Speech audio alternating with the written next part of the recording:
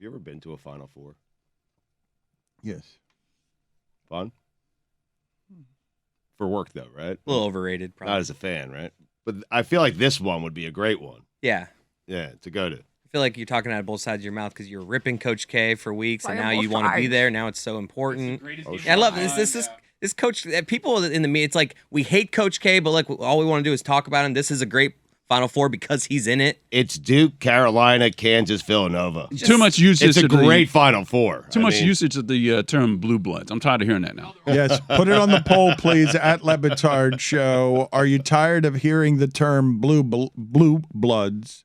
I just think for Coach K in his final season to have to get 2 more victories one over North Carolina and the other over Jay Wright or Bill Self and Kansas, like that to me is the perfect way to punctuate his career if he can get it done. It's a great story, and the best possible result for sports, not television, just for sports, is for Duke to win and get to the final. And then, I don't know, win or lose, just Duke to play in the final.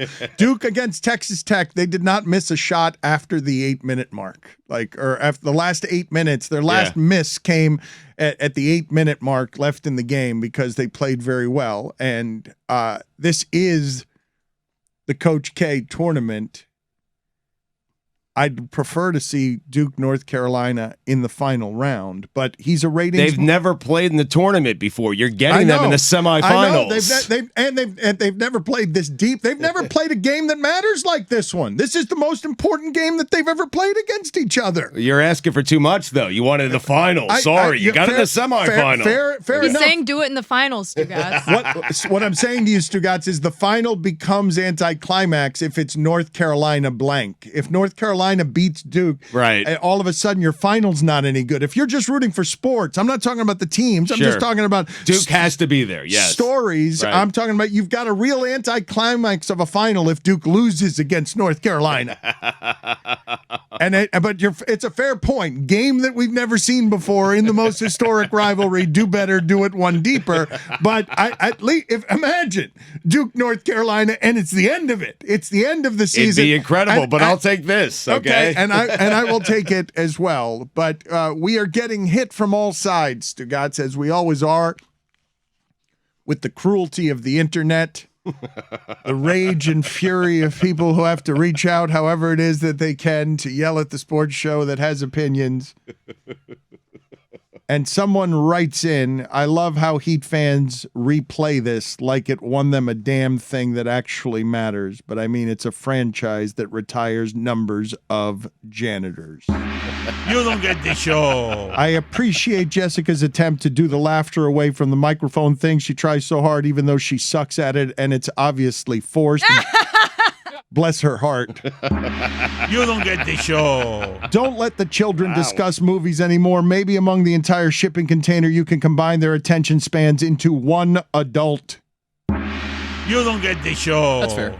A hat trick of you don't get the show. I mean, amazing. You've never done that before. You mind talking USA World Cup qualifying with your panty-wearing, freak-still-wearing mask, old grumpy black guy, sensitive ninny Browns fan, PJ, short thief, fat dude, yogurt star staff, or no? You don't get the show. Which one am I? 4. A golden sombrero. Are you the fat dude? I thought you were the fat guy. Are you the yogurt star? Couple of fat guys cutting it up. Is Billy the yogurt star? What did he say about the black dude? Old grumpy black guy. Thought it was fair. Oh, okay. Thought that was me. Roy conceded. I also thought sensitive ninny Browns fan was fair. I thought. Can I just be or no? He gets sensitive ninny now. Well, maybe he gets the show. Let me read it again. You mind talking USA World Cup qualifying with your panty-wearing, freak-still-wearing mask? That's Billy. That's Billy. I thought that was witty. It was soccer related. Old grumpy black guy, sensitive ninny Browns fan. What's PJ Short Thief? Point guard? What's Stu? Is that Tony? I hear thief. I hear thief too. Yeah, short and thief. Yeah. We know what short thief is. I just don't know. PJ Short Thief. That sounds like a fun name for a bad PG. guy. That's a fun. Oh my bad. Fat dude, yogurt star staff, or no? I gotta be the yogurt. Something. I think Billy's the yogurt star. Damn it! Yeah. But I don't know who the left out. it's either you or me on the fat dude, and I really am at a loss. I don't know which it is. Should we talk about World Cup qualifying?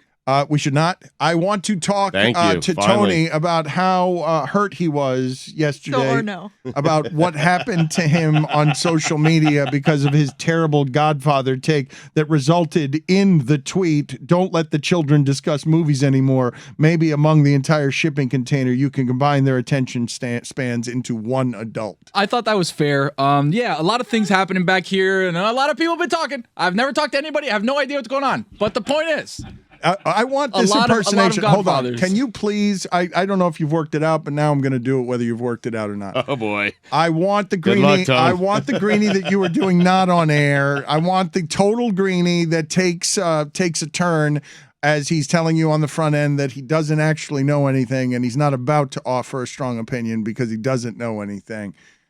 Go ahead and do the character you've been working on. Thank you, Chris, because I don't know if it's ready or not, but I'm done waiting for it. So the character of the greenie you've been working on in private, Mike Greenberg. Yes. Go. So this is on Saturday night. Imagine Sunday night, the Oscars. Something gets said. Should be on Saturday. We'll get to that All later. of a sudden, somebody talks about Stacey. I don't like it. Never talked to anybody. Never slapped anybody before. I've never gotten into a fight before. Nobody's ever given me a wedgie before. The point is, nobody. And Chris Rock definitely not going to say anything about Stacey. About Stace. Now, I've never slapped anybody before, but I've been very close. And if you say something about Stacey, I might have to go up there and give him a piece of my mind. Maybe not a slap, but maybe. So this is Greenie as Will Smith. I love it. It's great. Never slap anyone, never hit anybody. You say something about my wife? Stays. Dímelo, mi gente. I really think Back that and better than ever. it's got the impersonation has to escalate to someplace. I don't know anything. I would never offend. I don't mean anything, but say something about Stace, and I would fucking disembowel you. I'd make you shit yourself on the stage and slip in it, and your Now I Oscar will slap trophy. you, and I have slapped people before, and now I'm going to come back and slap you. It's got to be just. good. It's got to be enraged and violent, and a side of him you've never seen because he's been hiding it behind the Disney air. But the voice has to stay the same. Like I'll fucking kill you. Yes, that's right. There we go. That's correct. Just a huge threat. I'm definitely going to kick your ass. I've got a gun in my shorts. Yes. what? Right. Something Wait, like where he goes. No, just like, that sounds sensual. gun. No, just like I have a pair of brass knuckles. ankle I have them. strap. I will use them. Ankle strap. Something I prefer an ankle holster. I have a knife. Something. Make it escalate into I extreme love how violence. every great. single person in celebrity and sports we could have imagined. Like, I did not have us doing Greenie replacing Will Smith. I love it, though. Tyler Herro's Stugotz has been quoted as saying the following about Jimmy Butler. Quote, I had to make sure I wasn't getting ball sacked on this one. Yeah. I had to make sure it was. At least you're checking now. It was from the Miami Herald because the quote is funny. Tyler Herro says, quote, Jimmy can shoot. People don't think he can. The numbers, I don't think, explain how good of a shooter he is. That a boy. That means when it matters. Yeah. Even though his clutch numbers are really bad. It doesn't matter. But it's just when it really matters. Yeah. Regular Does it mean in season games. practice? Just when it really matters. So the numbers align. What is Tyler supposed to say there? Come on, like he's not going to rip Jimmy Butler as a He shooter. doesn't know any better. Jimmy Butler's a guy who got them to an NBA final. He's the best guy on that team. I mean, so of course, I'm with Chris. What is he supposed to say there? Jimmy can't shoot? Well, That would have made news. not what he's supposed to say here is not the ridiculous thing that he is saying, which is the only a way kid. we measure this, which is the ball goes into the basket or it doesn't. To then indicate whether or not you can shoot. By that, the only measurement there is, Jimmy can't shoot. We all can see that Jimmy can't shoot. So what is he supposed to say? Not the thing that can allow us to say, Jimmy can shoot, lie, lie, lie, I know about facts, facts, facts, but also facts are lies. Yeah, but the last couple of years when Tyler's been growing as a player, who's been in his camp supporting him in every turn? Jimmy Butler. That's right. So he's having his boys back. This is this is good being a good teammate right here. That is what Yep. he's doing. He obviously knows the numbers. He knows he's struggling. He's trying to build his guy up. Does Jimmy always have Tyler's back, though? That's the question. I It think didn't seem like he did earlier last But season. Jimmy doesn't have to always have Tyler's back. Tyler has to have Jimmy's back right now. At least right now, right? Because Jimmy's still the best player on that team. So that's how it works. Jimmy doesn't always have to have Tyler's back. Tyler always has to have Jimmy's back. That's how sports work. Until when, though, Stugotz? What do you mean? Until That's how- Tyler becomes better than Jimmy. Yep. Okay, but when does that handoff happen? I'm not certain. We'll see. It could be any moment, Dan. Are you going to announce it, or are you going to have a press conference? You'll know when it happens, Dan. You will know. We will? Well, yes. There'll be a playoff game where I will just know Tyler Herro is now better than Jimmy Butler, and then the rules. Then what do the rules become, according to Stugotz, on how they're supposed to interact? Then Jimmy always has to have Tyler's back. Tyler does not always have to have Jimmy's back. Okay. That's how sports work. Okay, Yep. that's how sports That's how work. the team dynamic works, Dano. I don't think it is, though. I you don't think know. there's That's how it works? You think there's some point where Jimmy Butler looks at Tyler Herro and says, "Yes, now you are better than me. Now I will be the subservient one." I'm not making Jimmy Michael Jordan. Jimmy's the best player on his team. Michael Jordan was the best player on his teams. Everyone had to have Michael's back. Michael didn't have to have anyone's back. That's how sports work. Okay, I regret not asking Stan Van Gundy this question when you say this is how sports work, because Stan could have given us some expertise here. Eric Spoelstra Expertise. just got done being quoted as saying of PJ Tucker, who all of a sudden also can't shoot. PJ Tucker. That's not what he's here for, Dan. But the first half of the season, he was the best three-point shooter in the league by percentage. It's playoff time, though. Enforcer. Okay. Grab some boards, give someone a stare. I mean, that's what he does. It's funny that you should say that, because Eric Spoelstra, and this was funny to just see in print, the organization that talks about culture, it seems to me prudent to just tell PJ Tucker, who's shooting poorly, PJ, it's a long season, you're a veteran, why don't you take a couple of days off? But Spoelstra says that when he mentions it to PJ Tucker's only responses are to either scowl or laugh. And my question to you becomes about the coaching construct and who's the boss. Oh, he's the boss. Okay, but Enforcer. my question to you about that, this is just not how sports work. You bench a guy and he scowls and okay, you're still on the bench, but then he laughs and you're like, okay, you're not on the bench anymore because you're PJ Tucker. And I'm like, well, what? I thought Spoelstra was the coach. I thought the one Haslam's the coach. I thought the one thing Spoelstra controlled was who plays and who doesn't. He just won a game last night because Max Strus was in at the end, and he benched Duncan Robinson. Yep. PJ, go rest. What do you mean? The answer's no. What do you mean you're not even doing me the courtesy of a no? You're just either laughing or scowling, and I'm going back to my clipboard in the office that used to be Pat Riley's and saying, okay, he gets to play even though I don't want him to. I think rest is good for him. There's an off season for rest, Dan. I mean, that's what the offseason's for. PJ ain't rested. It's playoff time. He's an enforcer. That's how sports work. As everyone, thank you, Stugotz. I appreciate that you're always there to explain how sports work, no matter how ridiculous. I know I keep hearing about a Meadowlark project, how sports explains the world, and it sounds haughty, and it sounds like it's got essays, and it's going to be amazing. And your counter podcast of "Hey Dan, that's sports." This is how sports works. Of just Podcast title. Burping Writing it down. Diarrhea. There's another podcast title for you. Stugotz burping diarrhea. Oh, I'm on it. Burping diarrhea. That's sports, Dan. Whittingham, I wanted to get your expertise on something because quietly, even though it can't really be quiet when you're giving these kinds of millions of dollars to the Romos and the Aikmans and the Bucks and the Al Michaels and the Herb Streets. But in the reshuffling, in the fun that came from all of the broadcasts now are going to pay their announcers to have the framing and the accents on these football games to make the NFL bigger than it's even been by saying, we're so bleeping big that we're going to make sure everyone knows, in a rare instance, how much broadcasters make. The news is going to be out there that the NFL and Amazon and ESPN are big spending. They're getting into making their games better by doing something that doesn't actually make their games much better.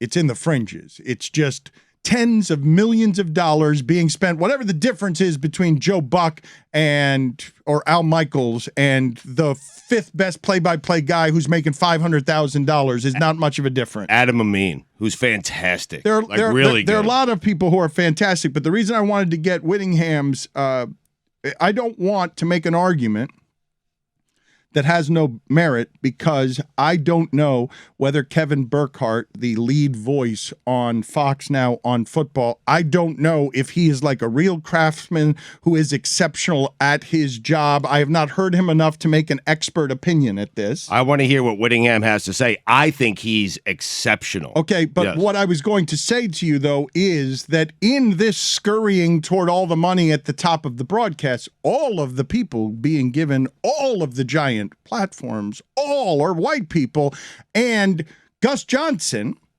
at Fox, who to me is a bigger name in the fame game when we're talking about make your broadcast big than Kevin Burkhardt. Yep. Gus Johnson is very popular, but I have heard people criticize his play-by-play or his overenthusiasm as not the polished thing that you want, even though Gus Johnson and Gus-gasms are great fun and are entertainment television. Because Gus Johnson on your broadcast makes it bigger and you expect somehow something ridiculous to happen where he's shouting at the sky. Gus Johnson is one of the most popular and most famous sports broadcasters in America.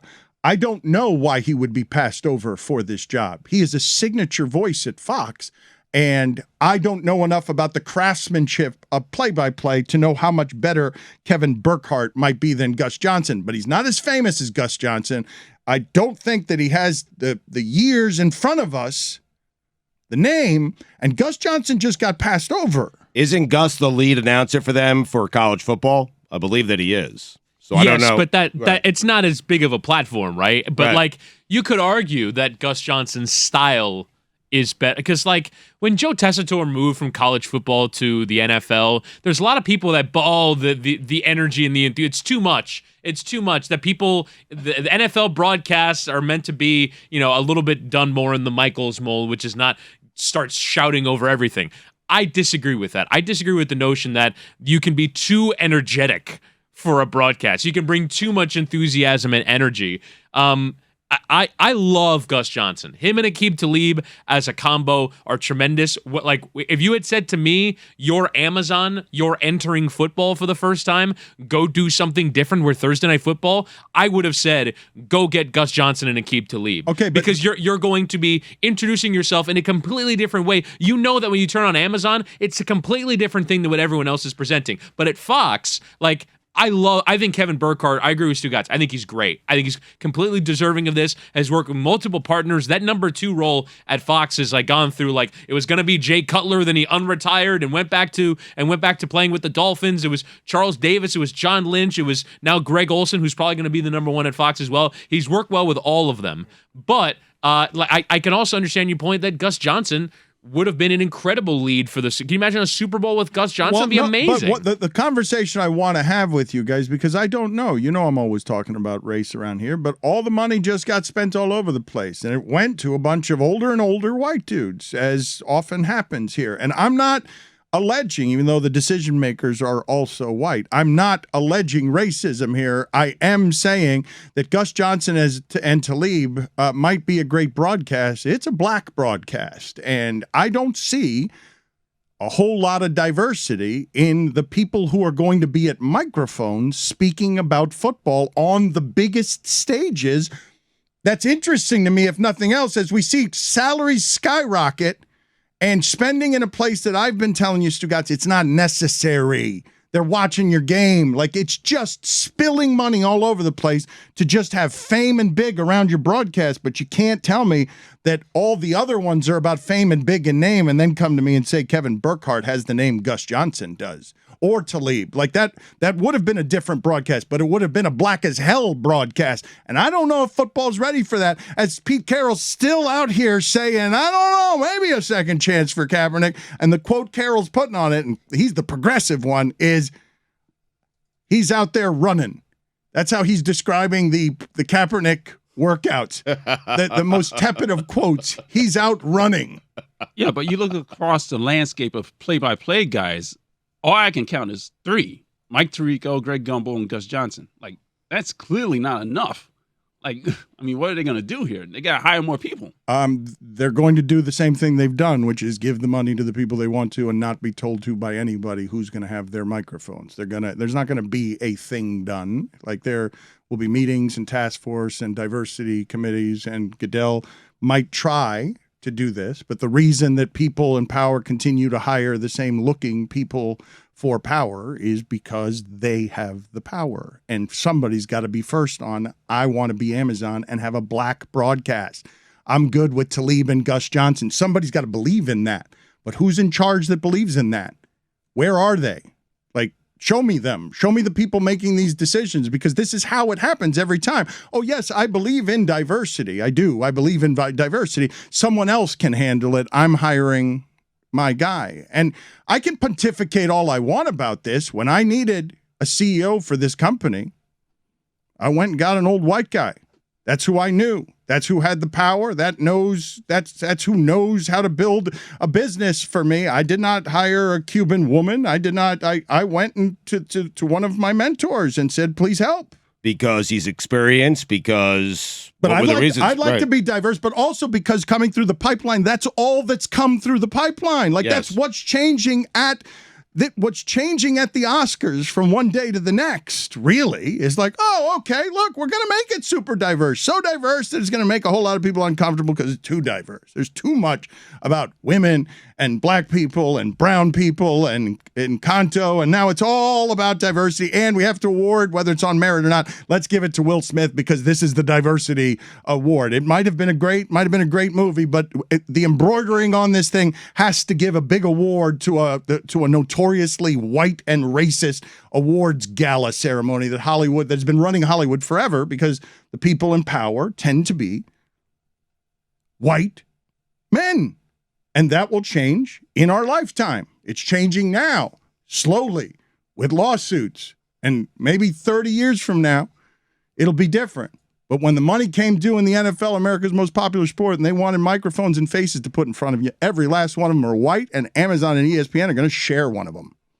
That's how good the name and fame of Kirk Herbstreit is. But is Kirk Herbstreit a lot more famous than Gus Johnson? I'm asking you. Well, it's different roles. One's an analyst, one's a play-by-play. But I'm asking you I don't know the fame of Gus Johnson. I know that Gus Johnson is one of the ones. He's one of the guys, one of the few that if you made an argument, it's a Gus game. No, I don't hear it's an Al Michaels game. Right. Like, I don't hear it's a Joe Buck game. Like, people know it's a Gus game. There aren't a lot of dudes or people of any kind who have a Gus-gasm, who have a style so distinct that the average person turning on television, average person not a sports fan, knows the difference between Gus Johnson and Al Michaels in a way that might not the difference between Joe Buck and Al Michaels. I think as a play-by-play person, Gus is probably more well-known, but because of College Game Day, Kirk is now probably more well-known. But my friend Harry Lyles Jr. wrote a profile on Gus Johnson a few years ago for SB Nation, and one of the quotes in it was that while at CBS, he once had an agent tell him that he, quote, sounded too black. Johnson says, I called the agent back and said to the agent, well, I don't understand. I am black. How can I sound too black? What does that mean? So this is something that he's been, frankly, told throughout his career. He needs to sound whiter, whatever that means. I think the upsetting part, too, is that they stash him and Talib away in like the 17th game on Fox. It's Seattle versus and they Arizona. sound so different. Right. The broadcast sounds so different than the other broadcasts. Because he's breaking down the game from a cornerback level where you're not seeing that across. Oh, but he's also a different kind of announcer. Yes. Like, Talib doesn't care what anyone thinks. There's no content.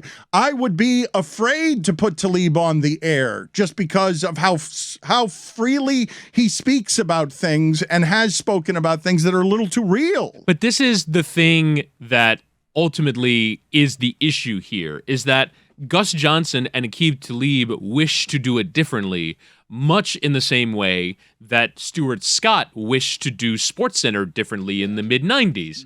And that was met with real resistance up until the point, really, frankly, until it became clear that he was going to leave us, which is grim and depressing, but true. There are a lot of people that did not like Stuart Scott Sports Centers. And I think the thing that happens here is that the style of play-by-play that most people are comfortable with is the white style. And so if you look at the pipeline, like, I am always depressed at how white the profession that I want to work in is. I look at, the people that are coming through and doing, lower level games in lower level college conferences and in minor leagues, and it's staggeringly white.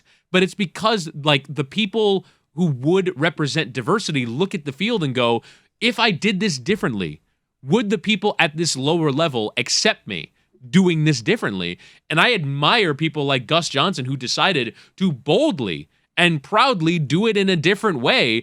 I remember like in 2005 when he was calling March Madness Vermont threes from the parking lot, and it was like, who's this guy who's shouting at me on television? But it was such a electrical current that went through the television that he drew a crowd. And even though he was doing Jags Bills every week as the 7th game on CBS, you wanted to watch because he did it so differently. But it's the boldness in a profession and a way that it's managed that is so stodgy, right? Joe Tessitore is too crazy and out there and energetic to work on Monday Night Football. Like, Joe Tessitore is a really good broadcaster who got drowned out of Monday Night Football because he was too energetic. That's the kind of stodginess that we're talking about with this profession.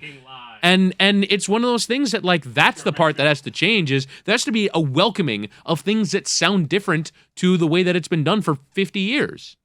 One of the other quotes from this story, which just kind of echoes what you said, is that it says, for Johnson, the people he tried to mimic were Bob Costas, Dan Patrick, Brad Nessler, Al Michaels, and other greats. Reflecting on that time, he says, quote, a lot goes into that, an African-American, all-white industry, predominantly, especially at my position as a play-by-play guy. Even to this day, very few of us, unfortunately. This was written like 5 or 6 years ago. Whitty's ability to just recite that Fox depth chart a few minutes ago, Crazy. that's all I've been thinking about. I'm imagining him like Mel Kiper with a big board for every network. He's got every network in their depth chart. I probably could do. Do you guys have that sound of Adam Schefter just being he was being interviewed at these owners meetings, and Stugotz, he just recited from memory all of the transactions from the last 2 weeks when he just went, Football Monday, just the amount of news. He recited from memory by day what happened while talking to a reporter. I'd like to play that sound for the audience. But getting back to what we were talking about, the average owner in football has owned the team for 39 years. When a member of the Mara family is coming forward and changing the sportsmanship rules, because taunting will not be allowed. We will not allow a lack of sportsmanship. The general stodginess on the framing of these things has been something that bumps out cultures that are different to how it's been done. And now, Stugotz, with a chance to reinvent the industry and all the money in the world and no real consequences to not hiring the best and the greatest broadcasters, because people are going to watch your broadcasts anyway, no matter who the voices are on them. The NFL chooses the most conservative, stodgiest, safest of paths. Not a pioneering one, not one that embraces any kind of change, just more of the same. But they always have. Isn't the real issue being Gus Johnson the only name that we can name? Like, that's the guy. It's Gus Johnson. It's just Gus Johnson. I don't that's know, the only name. But when you say, is that the real issue? I'm talking about Gus Johnson as one of the most famous, absolutely, and liked, popular, and distinct sports broadcasters in America. And it should be, at the very least, something. If you've heard that broadcast with Talib, at the very least, it should be something that you wonder what is holding those guys back from doing a signature broadcast for somebody. Because I've got to think, Stugotz, that most people listening to this do not know the name Kevin Burkhardt. The majority of people listening to this do not know that name and certainly don't know that face. And Gus Johnson connects to kids in a way that I have not seen, even though he's not rebellious or too hip-hop like Mike Tomlin was alleged to be by the Dolphins headhunter. Gus Johnson's in video games. Like he's popular with a generation of kids who grew up on video games in a way that Kevin Burkhardt isn't. And to me, it's super interesting, Stugotz, that his energy would be something that would be unsafe, too unsafe to have too much energy around. Al Michaels, where the energy is, Collinsworth sliding in.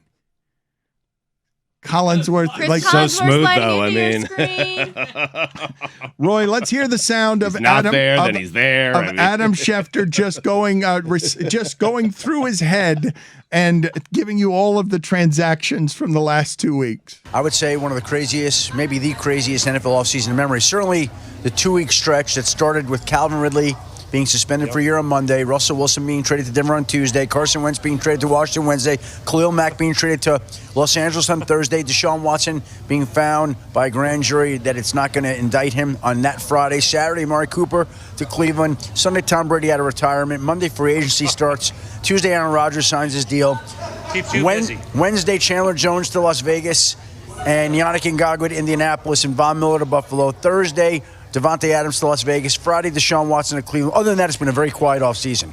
That was impressive, Adam. Thank you. He's a robot. That guy, he is so good, Shefty. Probably could have left off Chandler Jones to Las Vegas. I mean, Yannick Ngakoue to the Colts. That's a big signing. He was showing off. That's what he was doing. That is courtesy of the Denver Broncos. I love that Irsay just he put in quotes, yeah, that Wentz thing was a mistake. I wish these owners were more honest that way. Like, I wish we talked to more of them. I wish they weren't all hiding behind Goodell. I wish they would just all emerge from their cars filled with cash and pills and give interviews like just, hey, Wentz, what happened there? Cash and just all the owners. I want them to come out in front of people with a little booze on their breath. And it's like, whoo, shit, that Wentz thing. I really fucked that one up, didn't I? I loved Jim Irsay. It was reported that, like, apparently he told the front office there is no circumstance under which we start next season with Carson Wentz as our quarterback. Jesus. Like, just went in and said there is no way that we're doing this. And I mean, I imagine when you lose to the Jags at home, that's why. He had 27 touchdowns and 7 interceptions and was top 10 in QBR. I didn't think he was that bad either. It was that last game. No, it was everything it was about that last game. It was. I think that was at Jacksonville, that game, right? It was not at home, regardless. I believe it was at Jacksonville. They were never in the game, and they lost by 3 touchdowns, and Jacksonville was the Urban Meyer embarrassment. And this is what's amazing about what you guys just said about Carson Wentz. And he wasn't that bad this season. And Irsay saying this was a mistake. If I told you right now, Stugotz, that through that field goal, every game decided by a field goal playoffs that we just endured, that the Colts had made the run the Bengals did, you wouldn't have been that surprised by it. If they had gotten into the playoffs as one of your teams to be feared, it was that Jacksonville game. We all thought that the Colts were going to be a tough out for anybody, just like the Bengals. In fact, I think the Colts were better than the Bengals. I think the Colts were better than the Bengals last year. And Carson Wentz... In terms of offensive line, skill position players, all of it. Okay. If you're asking me who would I rather face in the playoffs last year, I would have rather have faced the Bengals than the Colts, because the Colts started slowly and then lost in Jacksonville, but they absolutely fooled me with their running game and their offensive line. Those 10 games that they played. Look, Arizona fooled me for a while last year too, Stugotz. Right. But 10 games that the Colts played in the middle of the season, I would have made the argument that team can get to the Super Bowl. Yes, but the last 2 were really bad. Yeah, they had to win them. They lost to the Raiders. They lost at Jacksonville. They were down, I think, 23-3 in that game. That's why Irsay can just say, whoo, get it out of here, and no one's complaining about it. I think it went sideways for Carson Wentz with the vaccine stuff. Irsay was very public about his opposition to Carson Wentz's stance, and Wentz simply wasn't good enough to overcome the bad taste he left in Jim Irsay's mouth from the get-go. So I am with But it was Whitty. really good, It was just Mike. an edict. Like, no matter what, we are not playing next season with Carson Wentz. I want those. No matter what? And I do feel like someone needs to push up on the Bengals-Colts thing a little bit. I think, like, quarterback, skill guys, I go Bengals. I just go offensive line and defense with the Colts. Yeah. I do running game. I mean, they Jonathan Taylor is better than Joe Mixon, but it's not like Joe Mixon is a slouch. Right. I of course I would take Burrow over Wentz, but you take Chase over anyone on that team. No, but Dan. if I told you right now, and I know this isn't the way we do these things, but go ahead and do it. Put Burrow on the Colts and put Wentz on the Bengals. Go ahead and do it and tell me if you think. Yeah, but the Colts are probably going to the Super Bowl the same way that the Bengals did. Okay, but so I'm telling you that what the Colts were giving you over 10 games last season is, that feels like a complete team that can go as far as what's Carson Wentz going to get you at the end of games. Is he going to flip the ball into his own end zone? Is he going to lose at home to the Raiders when they have a shot to punch their ticket? Is he going to lose on the road to the Jags? Is Jonathan Taylor going to score 5 touchdowns against the Bills and be the best team in football for 10 games? That's probably the Jonathan Taylor stuff. I don't know how sustainable that is.